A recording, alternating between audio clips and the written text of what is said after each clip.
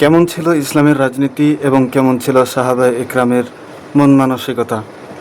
একদিন হযরত আবু বকর রাদিয়াল্লাহু তাআলা আনহু রাষ্ট্রীয় কাজ থেকে বাড়িতে ফিরলেন। এরপরে তিনার স্ত্রী তিনাকে বললেন যে আমার জন্য একটু মিষ্টি আনিন, আমার অনেক দিনের ইচ্ছে, আমি কিছুটা মিষ্টি খাবো। তখন আবু বকর রাদিয়াল্লাহু তাআলা আনহু বলল, আমার কাছে তোর কোনো টাকা নাই। তারপরে তিনার স্ত্রী তিনাকে কিছু বললেন না।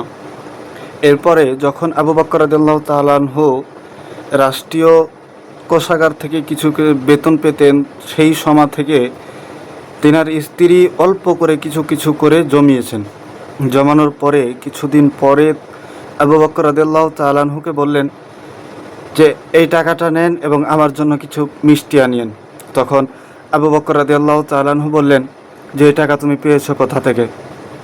তখন তিনার স্ত্রী বললেন যে আপনি প্রতিদিন যেই পারিশ্রমিকটা নিয়ে আসতেন সেটা থেকে কিছু কিছু রেখে দিয়ে জমিয়েছিলাম আমি।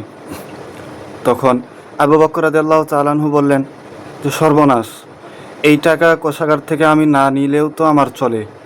তখন সেই টাকাটা নিয়ে আবু বকর রাদিয়াল্লাহু তাআলা আনহু রাষ্ট্রীয় কোষাগারে গিয়ে জমা করলেন। হ্যাঁ, এটাই আমাদের ইসলাম। আর এই বাংলাদেশটাও যদি ইসলাম অনুযায়ী চলতো তা বলেন তো কেমন হতো?